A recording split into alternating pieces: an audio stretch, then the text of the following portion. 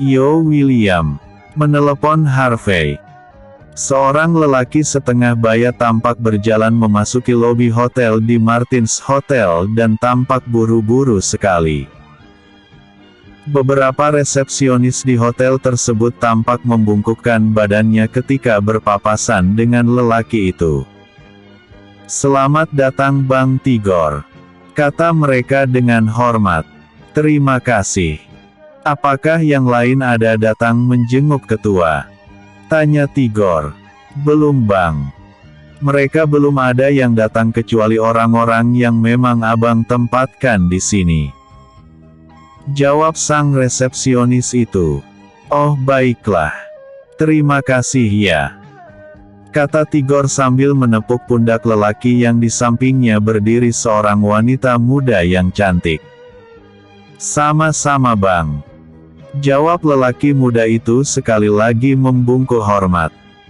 Kini Tigor terus menuju ke lift untuk naik ke lantai di mana Yo William tinggal. Tiba di depan pintu, Tigor langsung mengetuk dan disambut dengan suara seorang pemuda dari dalam kamar tersebut. "Ketua, apakah Anda di dalam?" tanya Tigor.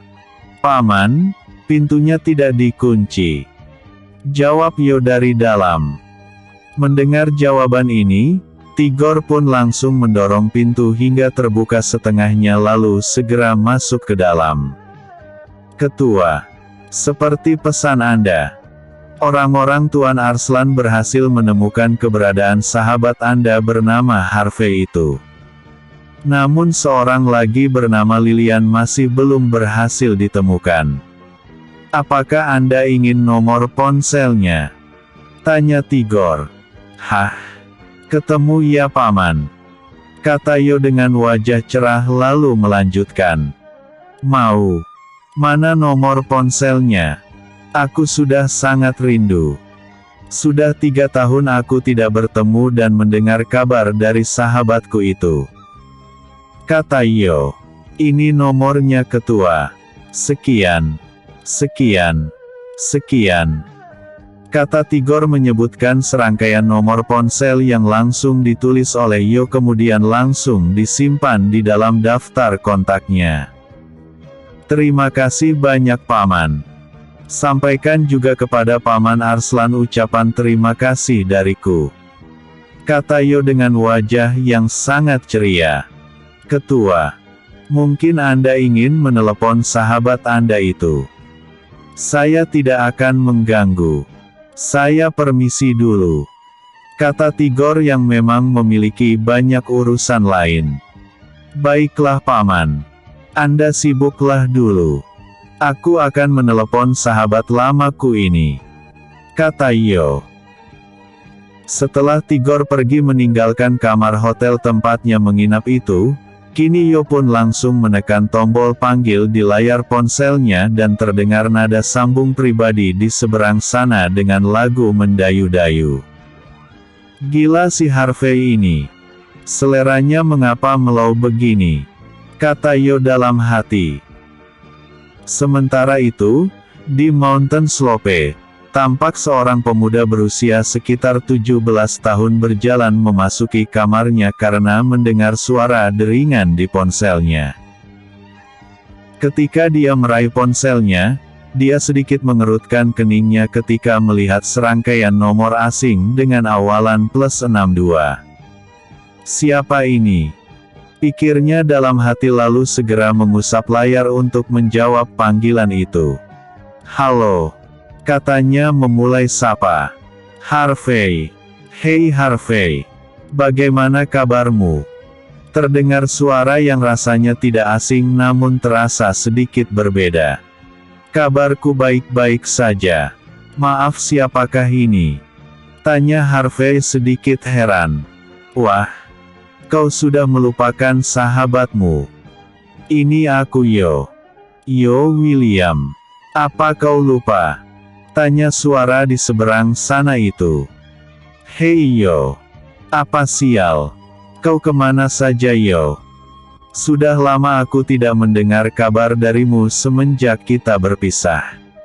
kata Harvey dengan sangat antusias. Kabarku baik, Fei. Oh ya. Apa kau masih tetap di Mountain Slope? Tanya Yo. Ya. Aku masih di sini.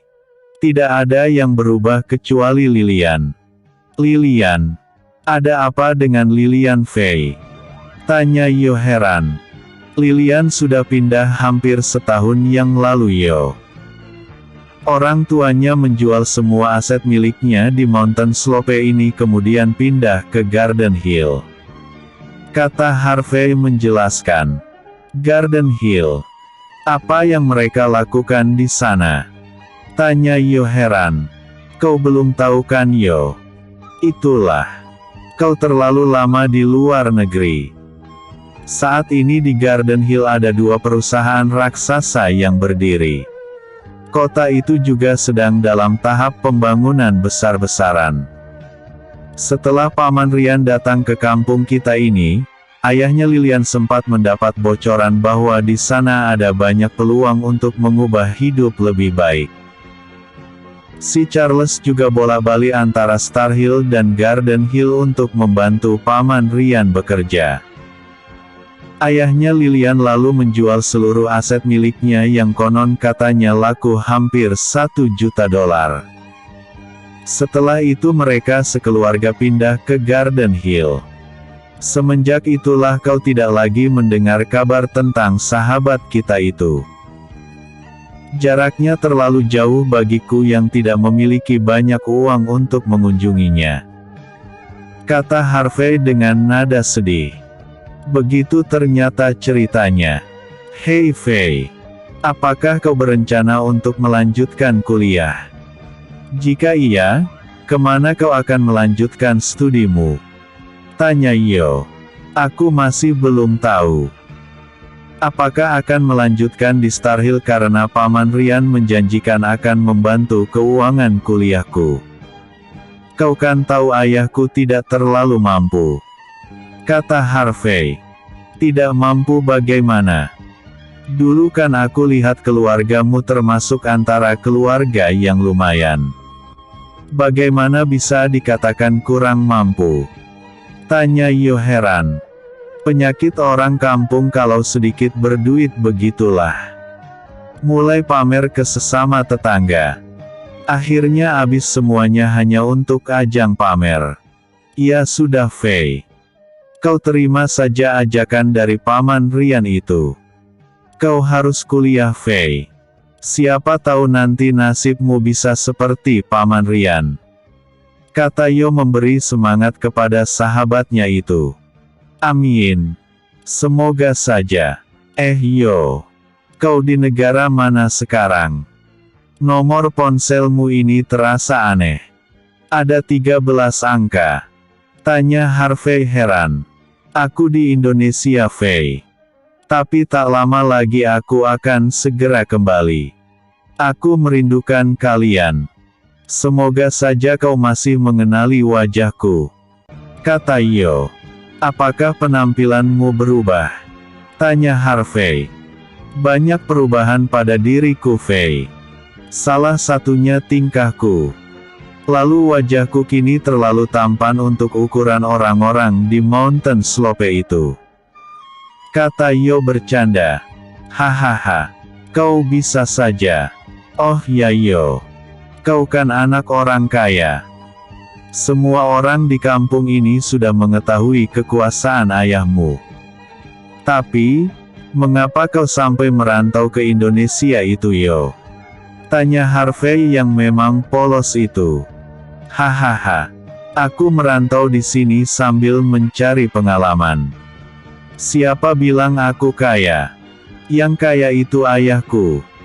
Aku masih sama seperti dulu. Jika tidak latihan ia tidak diberi makan malam. Kata Yo sambil mengingat-ingat kenangan bersama kakek Malik dulu. Yo. Kau cepatlah kembali. Kita bisa bertemu lagi lalu bermain-main bersama seperti dulu lagi. Kata Harvey. Aku akan menemuimu di waktu yang tepat. Saat ini dengan berbagai alasan, aku tidak bisa. kata Yo dengan nada sedih. Iyalah. Aku tahu siapa diriku. Manalah kau mau bersahabat dengan aku? Jangan bicara seperti itu, Fei. Kau adalah sahabat pertama yang baik kepadaku. Nanti setelah waktunya tepat, aku pasti menemui dirimu. Masalah kuliahmu di Star Hill, jangan kau pikiran. Aku secara pribadi akan meminta ayahku untuk memfasilitasi selama kau belajar nantinya. Itu janjiku, kata Yo. Terima kasih Yo. Sama-sama. Fei. Sudah dulu ya. Kau sibuklah dulu. Aku juga akan sibuk. Oke Yo. Bye-bye. Bye. Kata Yo lalu mengakhiri panggilan telepon itu. Lega rasanya dapat mendengar suara sahabatku. Kata Yo sambil melemparkan ponselnya di atas ranjang lalu mengambil handuk untuk segera mandi. Rencananya, Yo akan berjalan-jalan ke Tower Mall sekaligus ingin menaiki troli.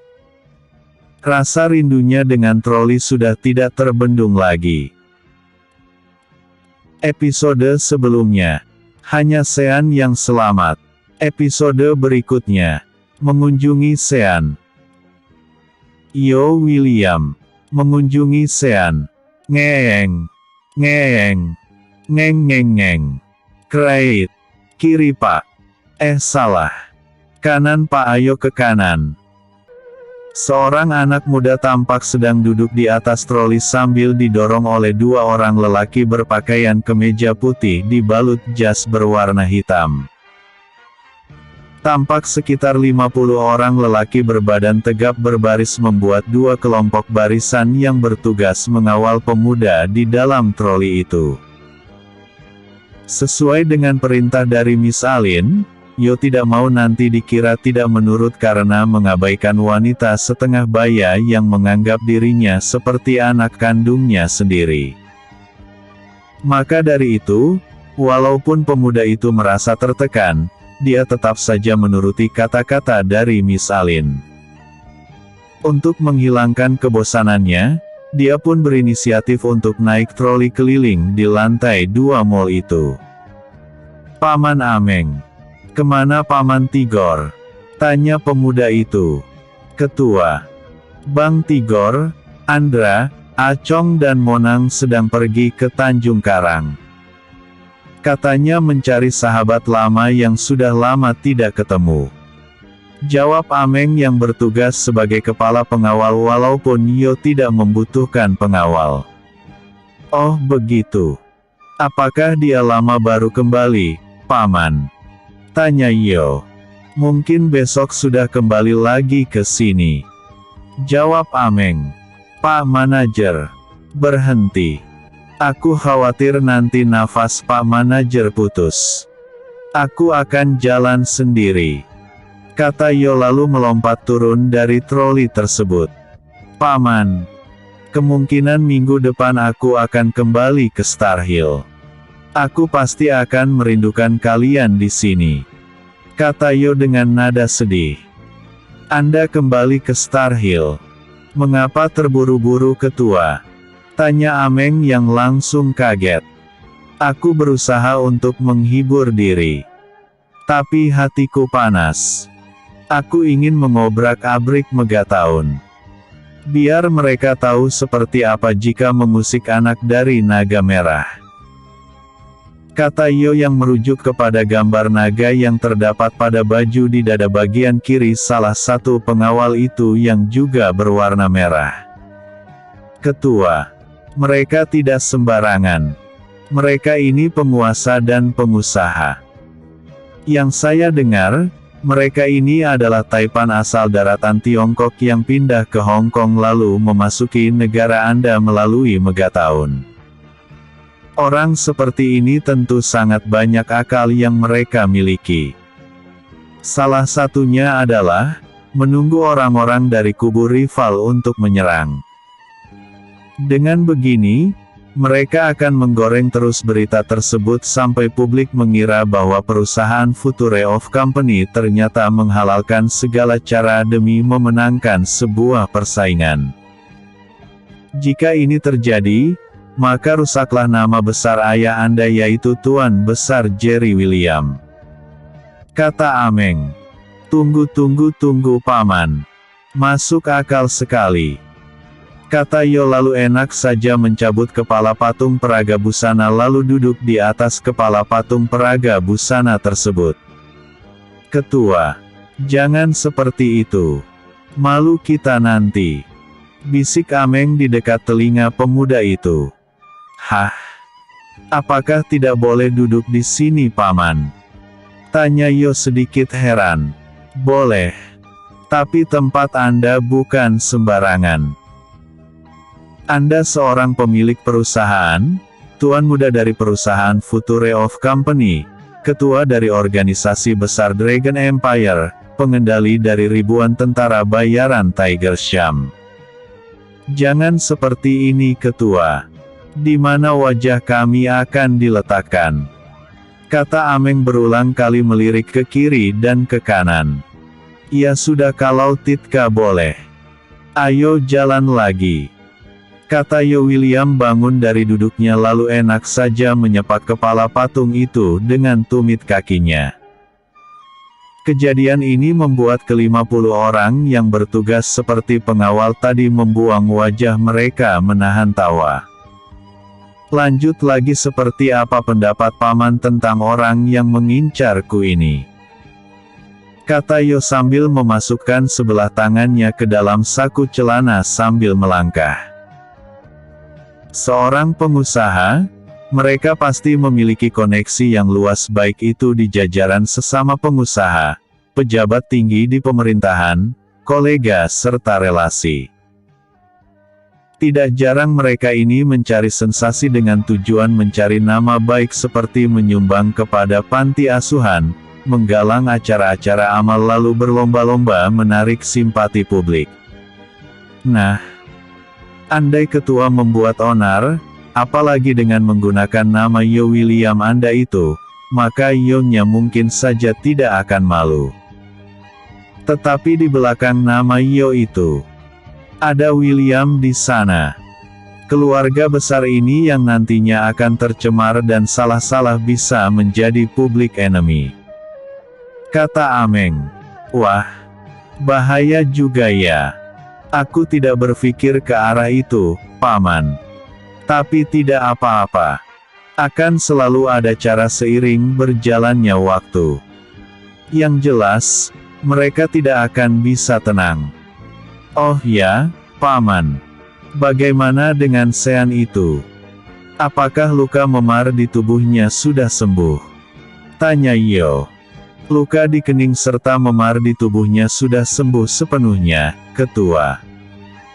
Tapi luka pada mentalnya sepertinya sangat sulit untuk disembuhkan. Kata Ameng menjelaskan. Memang seperti itulah mental manusia sejenis Sean ini. Selama ini kan mereka tidak pernah gagal. Mereka hanya tahu menghabisi nyawa orang lain. Tidak pernah merasakan ketakutan. Sekali mereka kena batunya, mereka kaget dan tidak dapat menguasai keterkejutannya. Sampah seperti ini memang harus dibunuh secara perlahan. Karena jika langsung mati, akan terlalu enak buat dia. Kata Yo. Andai aku tidak menginginkan orang ini untuk membawa kabar, kemungkinan setiap hari aku akan memotong satu dari sekian di bagian anggota tubuhnya sampai dia benar-benar mati secara perlahan. Paman tahu apa yang paling nikmat dari manusia sampah seperti ini? Tanya Yo. Setiap orang memiliki kesukaannya masing-masing, Ketua. Menurut Anda apa yang paling nikmat dari manusia seperti ini? Kata Ameng balik bertanya. Yang paling nikmat dari manusia sampah seperti Sean ini adalah rintihan, teriakan dan tangisan ketika dia kesakitan. Itu yang paling nikmat. Aku ingin dia meratap iba meminta kematian. Itu kesenangan yang tiada taraf bagiku, Paman. Hahaha. Mungkin sudah tidak terhitung berapa jumlah korbannya. Berapa nyawa yang dia ambil hanya untuk memuaskan nafsu majikannya. Dia mana pernah berhadapan dengan ketakutan seperti waktu kita menjebak mereka. Mana mungkin selamanya dia sukses dan mulus terus dalam menebarkan kejahatannya. Kali ini dia salah sasaran. Dan aku akan meneror majikannya sampai menelan makanan pun dia rasa seperti menelan sesuap duri. Kata Yo. Merinding juga Ameng mendengar anak ini ketika naluri kekejamannya timbul. Ameng ini bukan orang baru dalam dunia hitam. Sejak kecil dia sudah bergelut dengan kekerasan. Dia sudah bergaul dengan Lalah yang kuat, Poltak yang licik serta Black Cat yang sadis dan dingin. Namun ketiga orang ini belum mampu menandingi kekejaman yang ada pada diri Yo William ini. Jika dia menganggap bahwa jeritan kematian itu seperti lagu sendu penghantar tidur, maka anak ini lebih dingin dari siapapun. Mari Paman, bawa aku menemui Sean ini. Aku akan membantu menyembuhkan beberapa kecacatan mentalnya agar dia bisa kembali kepada majikannya dan menyampaikan pesan bahwa jangan main-main lagi dengan orang-orang yang berada di 5 kota utama ini. Kata Yo merujuk kepada kota Tanjung Karang, Kemuning, Batu, Tasik Putri serta Dolok Ginjang. Baiklah Ketua. Mari silahkan. Kata Yo. Siapkan troli. Aku mau meninggalkan mall ini. Kata Yo. Tak lama kemudian rombongan yang dipimpin oleh seorang pemuda yang didorong di dalam troli itu keluar dari tower mall menuju area parkir.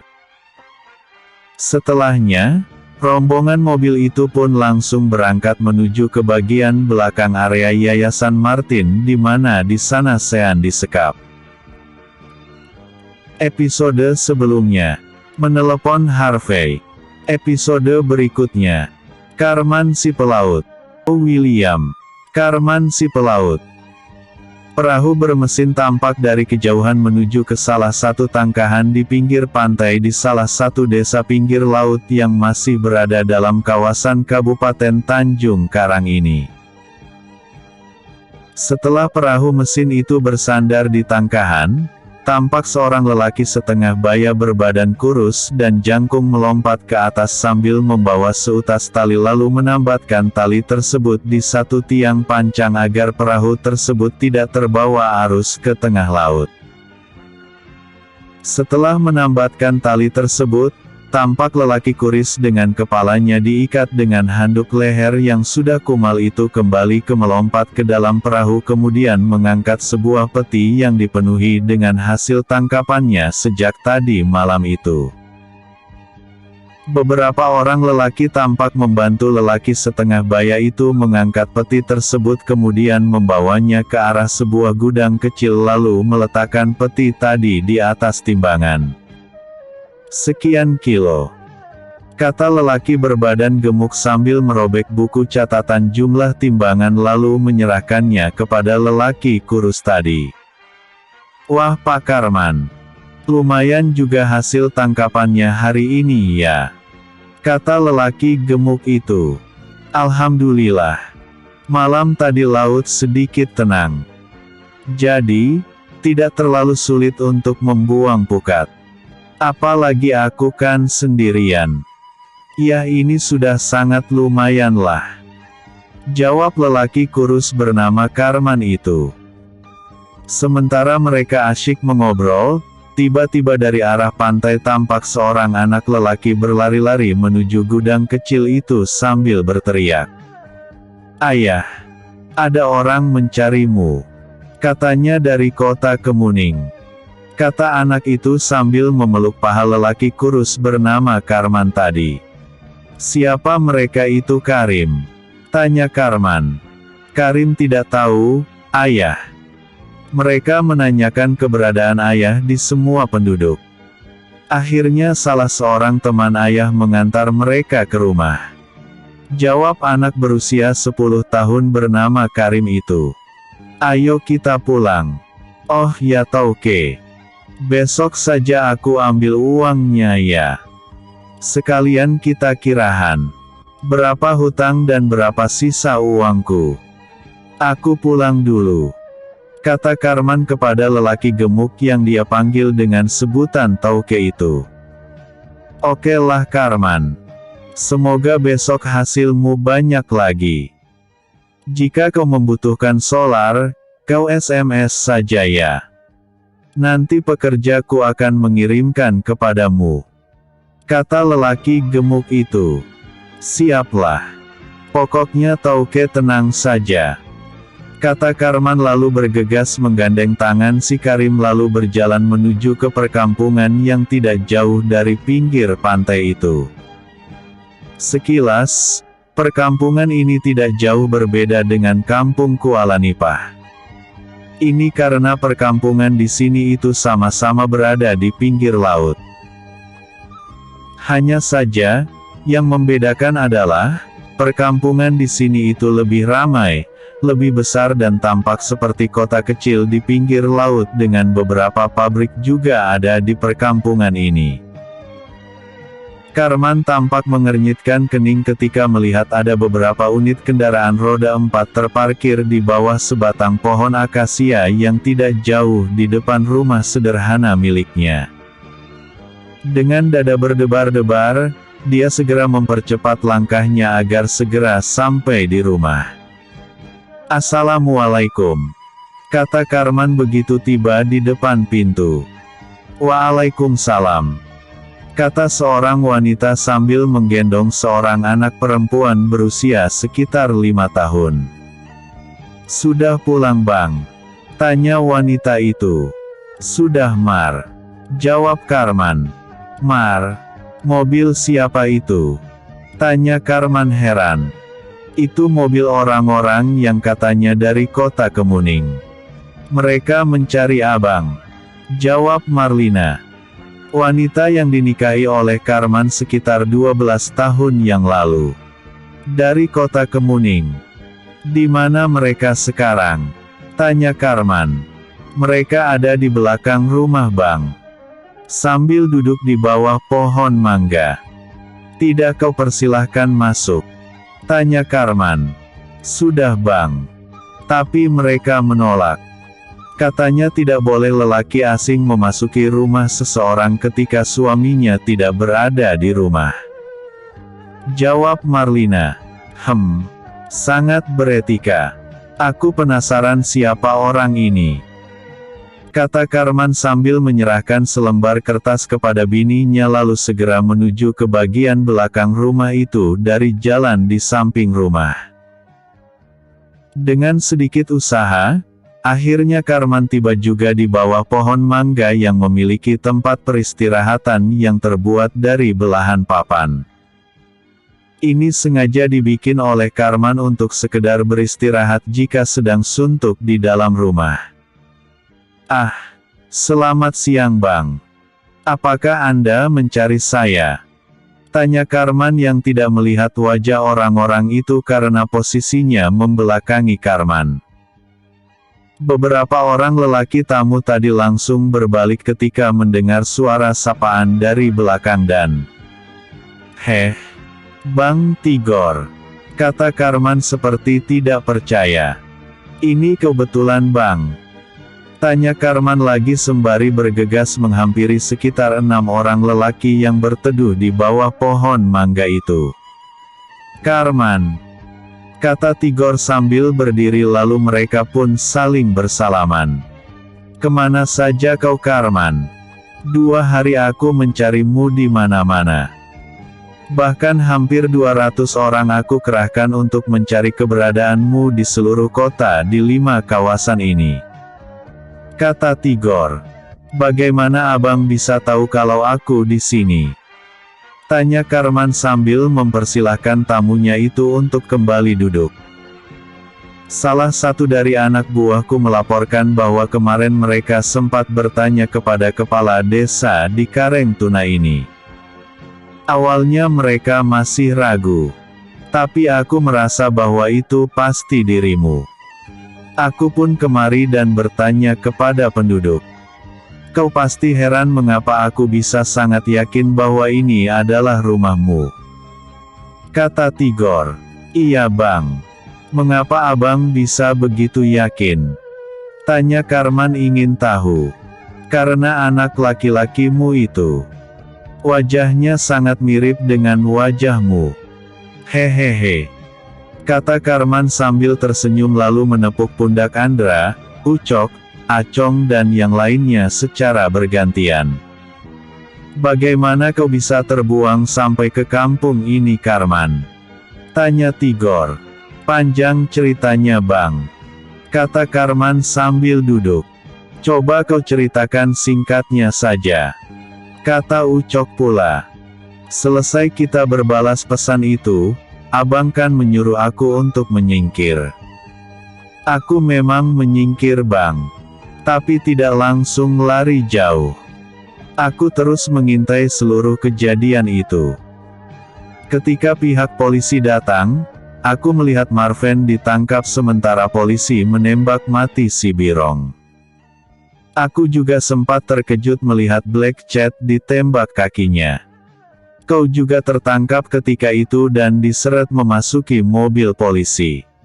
Kata Karman mengisahkan perjalanannya. Lalu, tanya Tigor lagi. Awalnya aku ingin berangkat ke kota Kemuning menemui Bang Monang dan yang lainnya.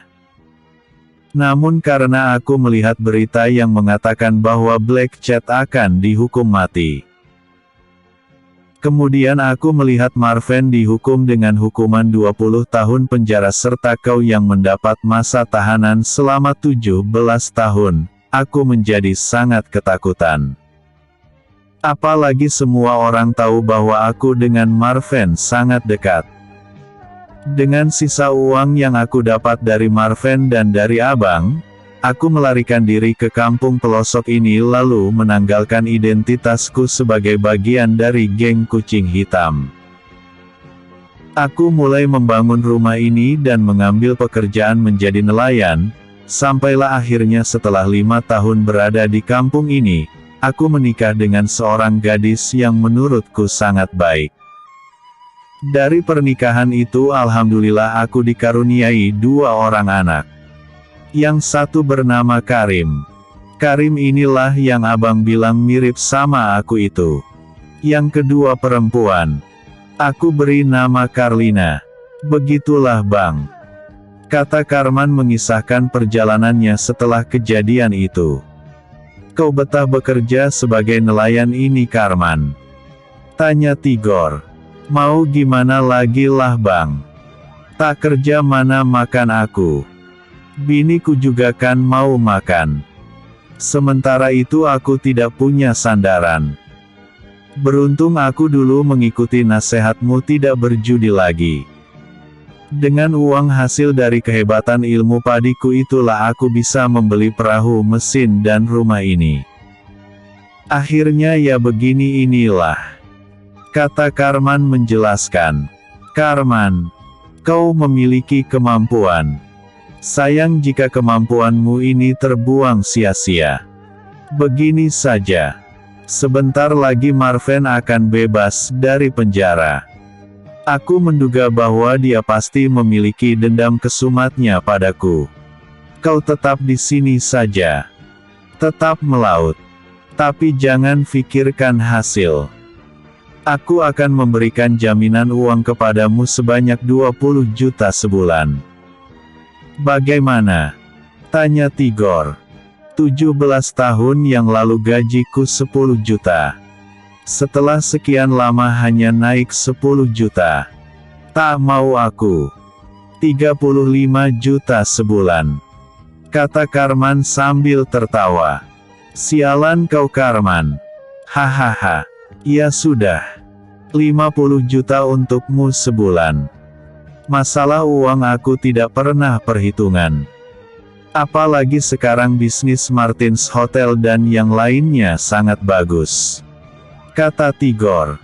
Hehehe. Ini baru sahabat lama namanya. Oh ya bang. Maksudmu tadi pekerjaan apa? Apa kau ingin aku bekerja lagi untuk Marven? Tanya Karman. Sangat benar sekali. Namun, kau jangan mencari dirinya. Biarkan dia yang mencari dirimu. Kau tetap saja menjadi nelayan agar tidak menimbulkan kecurigaan. Setelah bebas, aku yakin seyakin-yakinnya bahwa Marven pasti akan mengumpulkan kembali sisa-sisa anak buahnya. Kau juga tidak terkecuali. Terima saja ajakannya untuk kembali bekerja dan jadilah mata dan telingaku di sisinya. Bagaimana? Tanya Tigor. Baiklah bang. Ini karena kita adalah sahabat. Terima kasih karena telah mengingat aku yang sudah terbuang ini. Kata Karman seolah-olah perkataan ini menamparkan pipi Monang dan yang lainnya yang berada di tempat itu. Maafkan kami Karman. Bukan maksud kami membuang dirimu. Namun kau juga harus tahu bahwa banyak yang harus kami kerjakan setelah Bang Tigor masuk penjara. Kata Monang sambil menepuk pundak Karman. Iyalah aku ngerti kok. Tidak apa-apa. Kata Karman. Karman. Di dalam cek ini ada 100 juta rupiah. Kau ambil saja dan perbaiki atap rumahmu yang bocor itu. Kata Tigor menyerahkan selembar cek kepada Karman. Makasih bang. Terima kasih banyak. Kata Karman dengan tangan bergetar menerima selembar cek itu. Matanya tampak berkaca-kaca saat ini. Oh ya. Berapa nomor rekeningmu? Supaya aku bisa mengirim uang setiap bulannya sebagai gajimu. Kita juga harus bertukar informasi kontak. Karena setelah ini, kita tidak boleh lagi bertemu. Aku khawatir rencana kita akan rusak karena ini. Kata Tigor. Siap bang. Ini nomor rekeningku dan nomor ponselku. Kata Karman sambil menyerahkan ponselnya kepada Tigor. Selesai mencatat nomor ponsel Karman, Tigor pun mengembalikan ponsel itu kepada pemiliknya lalu bangkit berdiri. Karman. Kami berangkat dulu untuk pulang ke kota Kemuning. Masih banyak yang harus dikerjakan. Kata Tigor sambil memeluk lelaki kurus itu. Hati-hati di jalan bang. Kata Karman pula. Loh bang. Apa tidak minum dulu? Aku baru membuatkan kopi untuk kalian.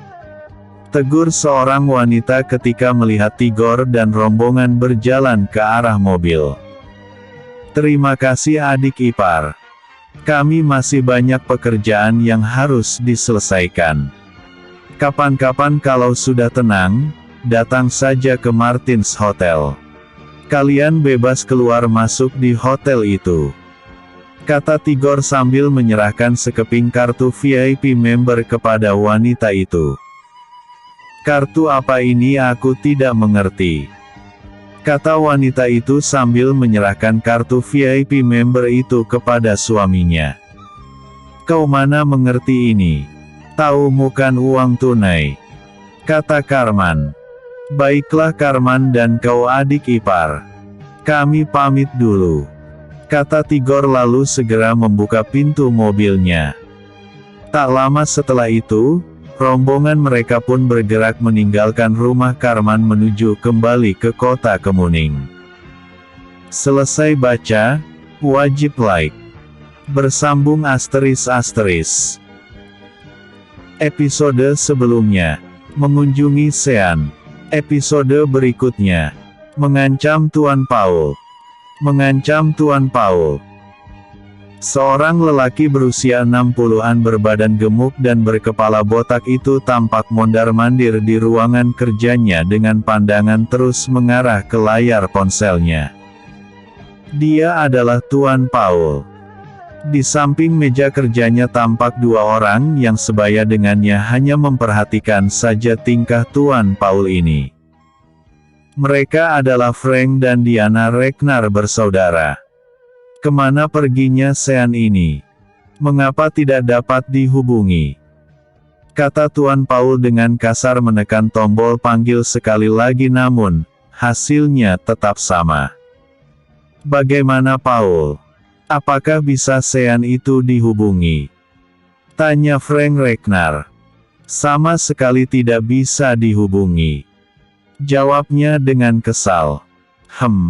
Mengherankan sekali. Gumam Frank. Apa kau hanya punya nomor Sean saja, Paul?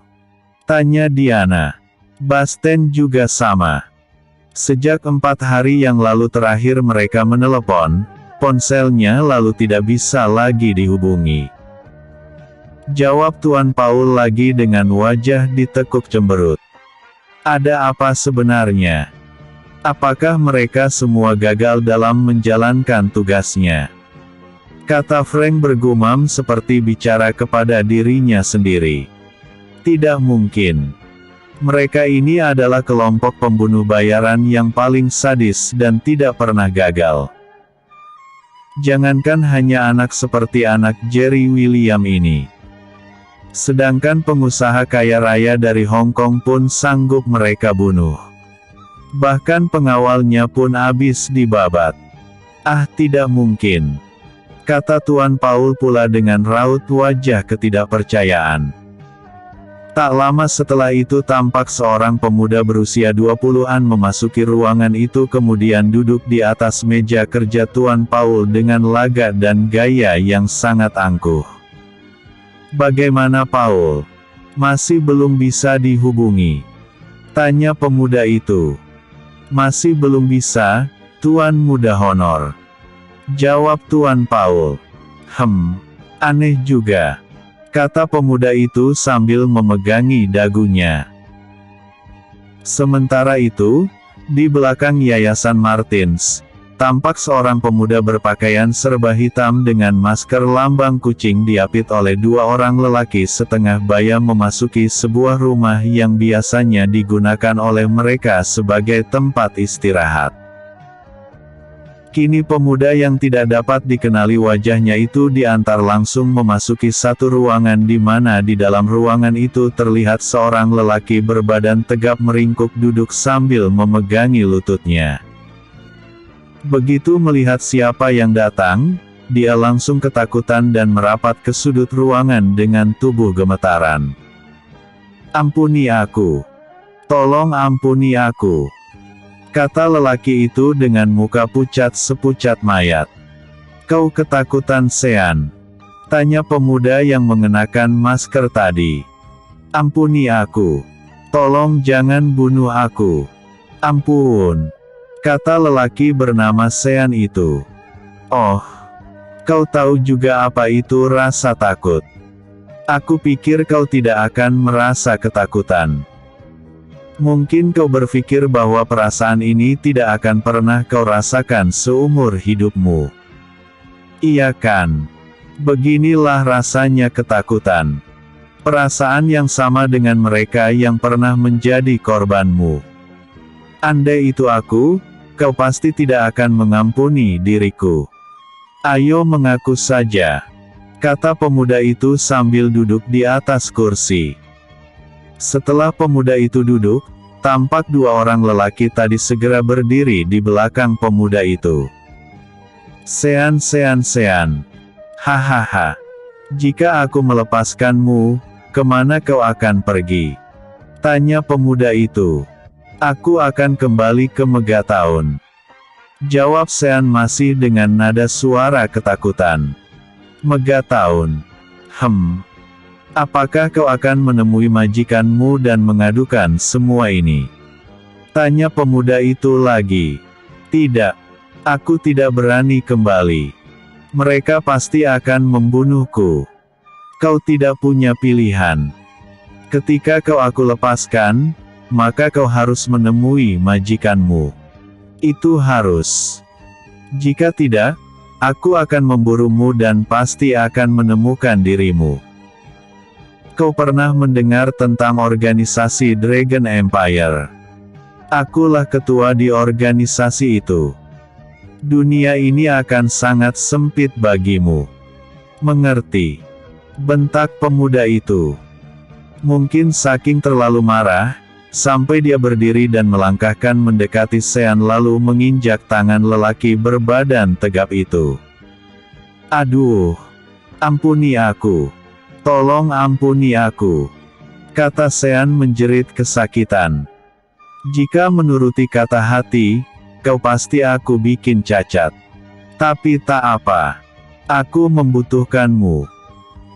Kembali kepada majikanmu, lalu katakan bahwa aku, Yo William akan memburu mereka seperti mereka memburuku.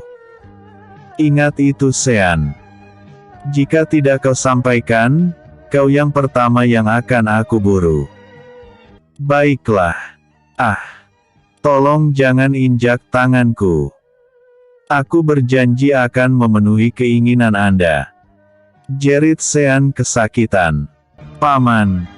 Di mana ponsel milik Sean ini? Ada ketua. Akan saya ambilkan. Kata Ameng lalu bergegas keluar ruangan itu untuk mengambil ponsel milik Sean yang dia sita. Tak lama kemudian Ameng kembali memasuki ruangan itu dan berkata, "Ini ponselnya, ketua." "Terima kasih paman," jawab pemuda itu lalu segera menekan tombol on. Setelah ponsel itu aktif, kini bermunculan SMS tentang panggilan semasa ponsel itu tidak aktif. Ada banyak panggilan yang masuk. Mungkin ini dari majikanmu, kata pemuda itu dengan senyum mengejek. Baru saja dia selesai berkata, benar saja. Ponsel milik Sean itu langsung berdering. Kau tahu nomor siapa ini Sean? Itu adalah nomor Tuan Paul. Jawab Sean sambil tergagap. Bagus. Kata pemuda itu lalu mengusap layar untuk menjawab panggilan. Belum sempat dia mengatakan, halo. Terdengar suara memaki dari seberang sana. Celaka kamu Sean. Kemana saja kau Kau tahu sudah ribuan kali aku menghubungimu. Tanya suara itu. Begitukah? Apakah kau sangat merindukanku?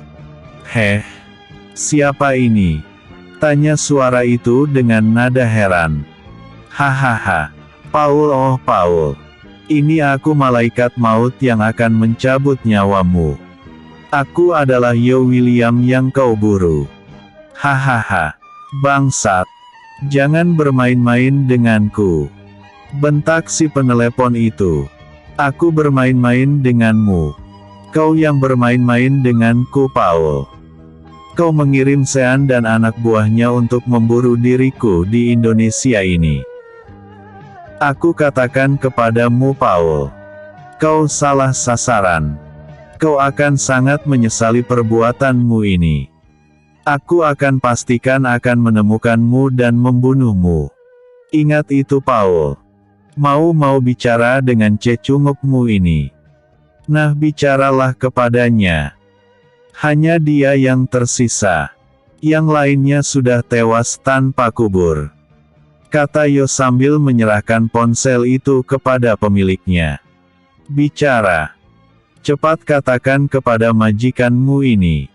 Bentak Yo. Tuan Paul. Maafkan aku. Aku telah gagal. Kata Sean sambil menangis. Setan kau Sean. Mengapa kau tidak bunuh diri saja? Aku akan membunuhmu. Kau akan aku bunuh. Teriak si penelepon yang bernama Tuan Paul itu. Hahaha. Dia akan kembali ke Megaton. Aku akan mengirimkannya untuk kembali kepadamu sebagai simbol kemenanganku. Dan selanjutnya, katakan kepada majikanmu bahwa kirim lagi ratusan orang kemari untuk membunuhku. Aku akan mengirimkan sebuah peti mati berisi potongan kepala mereka. Kau mau? Jika kau mau, aku akan menunggu orang-orangmu di sini. Jika tidak, kau tunggu kedatangan kakekmu ini. Selesai berkata seperti itu, Yo langsung mematikan ponsel tersebut dan melemparkannya ke pangkuan Sean yang masih terduduk di sudut ruangan itu. Sean, besok kau akan kukirim kembali ke Megaton. Semua persiapan sudah diatur. Ingat, kau harus kembali dan menemui mereka. Aku akan mengutus beberapa orang untuk membuntuti dirimu di sana nanti.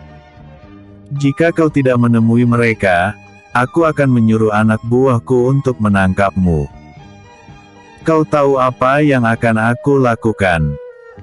Aku akan mengiris-iris tubuhmu sampai kau menyembah memohon kepadaku untuk sebuah kata kematian. Ingat itu.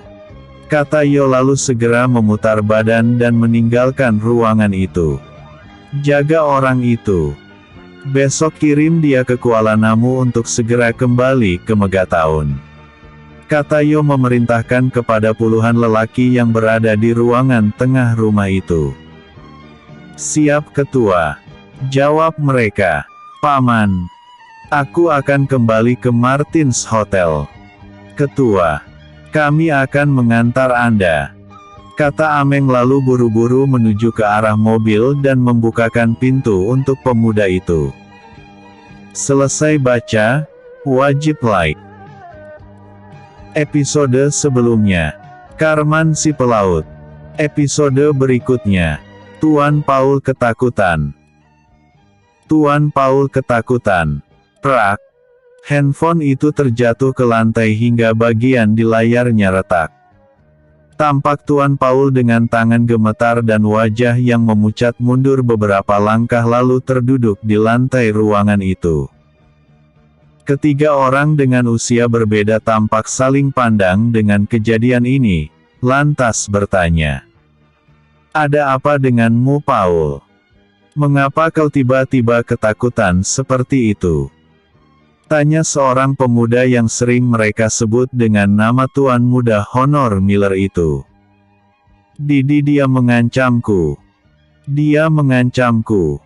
Jawab Tuan Paul seperti kerasukan. Bicara yang benar. Siapa yang mengancammu? Tanya Honor heran. Sean dan anak buahnya telah gagal membunuh anak itu. Semuanya sudah dibantai habis. Hanya Sean yang selamat. Jawab Paul sambil beringsut ke arah kursi yang diduduki oleh Frank dan Diana Ragnar. Apa, Paul? Apakah kau tidak salah dengar? Tanya Frank. Aku belum tuli. Anak itu mengancam akan membunuhku. Tolong selamatkan aku. Kata Paul semakin ketakutan. Tenangkan dulu dirimu Paul. Coba kau ceritakan apa sebenarnya yang kalian bicarakan tadi di telepon itu. Kata Diana pula. Tuan Paul pun menceritakan seluruh percakapannya dengan Yo William tadi termasuk akan mengirim Sean kembali ke Megaton sebagai bukti kemenangannya atas rencana pembunuhan itu. Jangan terlalu takut kepada apa yang tidak kau ketahui Paul. Mungkin dia hanya sekedar mengancam saja. Bujuk Frank yang berusaha untuk menenangkan hati sahabatnya itu. Justru itu masalahnya. Aku tidak mengenalnya. Tidak tahu seperti apa wajahnya. Tapi dia mengetahui seperti apa aku. Dia bisa saja berada di sekitar kita lalu membunuhku. Dan lagi, jika anak buah Sean saja bisa dia bunuh, ini kan lagi aku. Aku sama sekali tidak bisa melindungi diriku. Mati aku. Tolong selamatkan aku. Kata Tuan Paul sambil menatap ke sekeliling ruangan itu seperti orang yang diteror oleh hantu. Tidak mungkin seorang anak berusia 17 tahun bisa sehebat dan sekuat itu. kata Honor sambil tersenyum mengejek. Maaf Tuan Muda. Anda belum pernah mendengar sepak terjang ayahnya di satu ketika dahulu. Aku tahu persis karena aku tinggal di lingkungan mereka. Yang aku tahu, anak Jerry ini telah diserahkan kepada lelaki tua seorang jago bela diri di Mountain Slope ketika masih berusia 1 tahun. Kemungkinan anak ini telah dididik. Jerry dan istrinya bernama Clara itu walaupun seorang wanita, jangan remehkan kemahirannya dalam ilmu bela diri. Dia pernah melibas anak buah Robin Patrick yang berjumlah puluhan orang ketika menemani Jerry untuk membunuh anak tertua dari keluarga Patrick itu. Kata Diana menjelaskan. Aku dalam bahaya. Aku dalam bahaya. Kata Tuan Paul menjerit lalu berlari meninggalkan ruangan itu. Tak lama kemudian, terdengar raungan mesin kendaraan meninggalkan area parkir kantor milik Arrold Holding Company di Megatown ini. Kacau semuanya. Dia yang mengatur rencana, dia yang terlalu overconfidence, dia pula sekarang yang ketakutan setengah mati. Dasar orang tua tak terpakai. Kata Honor lalu segera keluar meninggalkan ruangan itu. Sementara itu Diana dan Frank Ragnar hanya saling pandang saja melihat perubahan suasana yang terjadi saat ini. Mereka berdua mulai berpikir bahwa jika ingin selamat, maka jangan membuat silang sengketa dengan anak yang bernama Yo William ini. Mobil BMW hitam itu berhenti di depan Martin's Hotel. Dari dalam, tampak seorang lelaki setengah baya berlari mengitari mobil lalu membukakan pintu di bagian penumpang kemudian membukakan pintu tersebut. Silahkan ketua, kata lelaki setengah baya itu. Terima kasih Paman. Kata pemuda yang mengenakan pakaian serba hitam dengan jaket hoodie yang menutupi seluruh kepalanya sampai ke kening. Di bagian mulut dan hidung pula, tampak masker hitam dengan gambar kucing menutupi lebih dari separuh wajahnya sehingga kesannya pemuda itu sangat misterius. Ketika pemuda itu memasuki lobi hotel, tampak beberapa pengawal dan resepsionis membungkuk memberi hormat kepada pemuda berpakaian serba hitam itu. Pemuda itu hanya tersenyum walaupun senyum itu tidak terlihat lalu membalas sikap hormat para pengawal dan resepsionis itu dengan ikut-ikutan menunduk pula. Paman, sampai di sini saja. Terima kasih karena telah mengantar aku sampai di hotel ini. Kata pemuda itu. Sama-sama, ketua. Jika Anda perlu sesuatu, segera hubungi saya. Saya akan mengurusnya untuk Anda. Kata lelaki setengah baya itu. Baiklah. Saya naik dulu ke kamar. Anda silahkan sibuk.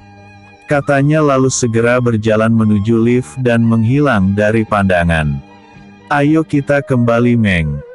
Mungkin Bang Tigor sudah kembali dari Tanjung Karang. Ayolah Jabat. Sepertinya ketua sedang ingin sendirian. Kata Ameng lalu melangkah ke arah mobilnya diikuti oleh Jabat. Bagaimana menurutmu ketua kita ini Meng? Aku terkadang bingung dengan sifatnya. Sepertinya ini bukan kepribadian ganda. Tapi ada 4 kepribadian sekaligus dalam diri anak itu. Kata Jabat setelah mereka berdua berada di dalam mobil. Entahlah Jabat. Aku juga sampai saat ini seperti tidak percaya. Berbulan-bulan aku mengawal ketua di Kuala Nipah. Tingkahnya persis seperti anak-anak yang baru berumur 10 tahun. Lugu, sangat ceria bahkan terkesan bodoh. Tapi perubahan itu mulai dapat aku rasakan ketika kejadian malam itu. Kau juga lihat sendiri bukan, seperti apa dia membantai orang-orang kiriman dari Megatown itu. Jawab Ameng seperti orang yang sedang dilanda rasa keheranan. Nafsu membunuhnya itu. Kau dengar tadi seperti apa dia memperlakukan Sean Kan? Iya, sangat sadis. Aku juga mendengar ketika dia mengancam orang yang bernama Tuan Paul tadi. Tapi jika dipikir-pikir lagi, wajar dia marah. Siapapun akan marah jika dijadikan target pembunuhan. Apalagi ketua kita ini tidak pernah sedikitpun mengusik atau menyinggung perasaan orang lain. Dia bertindak balas ketika dia diganggu. Selama ini toh dia baik-baik saja dengan kita. Kata Ameng. Menurutmu, apakah dia akan melaksanakan ancamannya itu atau tidak? Tanya Jabat. Aku rasa dia pasti akan memburu orang yang bernama Tuan Paul ini. Itulah sebabnya dia tadi mengatakan akan kembali ke Star Hill minggu depan. Jika tidak, aku rasa dia tidak akan pulang dalam 3 bulan ini. Jawab Ameng. Malang sungguh nasib orang yang bernama Tuan Paul itu. Dia salah dalam memilih mangsa. Sepertinya, tidak akan lama lagi kita akan mendengar berita tentang terbunuhnya Tuan Paul itu. Kita tinggal tunggu saja. Tidak sulit bagi ketua untuk membunuh Paul itu. Ini karena segalanya dia miliki. Aku katakan yang terlihat saja ya. Harta dia punya. Kekayaan jangan ditanya. Dia juga ketua 2 organisasi besar yaitu Dragon Empire dan Tiger Sham. Kemampuan yang dia miliki di atas rata-rata. Apalagi yang tidak dia miliki. Hampir sempurna sebenarnya. Kata Ameng lagi. Kemana tujuan kita sekarang? Tanya Jabat. Ayo kita ke kantor yayasan. Aku rindu melihat tingkah laku anak-anak yang sedang belajar. Jawab Ameng. Okelah. Berangkat. Berangkat. Mereka pun langsung kembali ke Yayasan Martin untuk melihat para anak-anak yatim, anak-anak gelandangan yang tidak memiliki orang tua dan tempat bernaung yang layak. Episode sebelumnya. Mengancam Tuan Paul. Episode berikutnya. Utusan dari Megatown.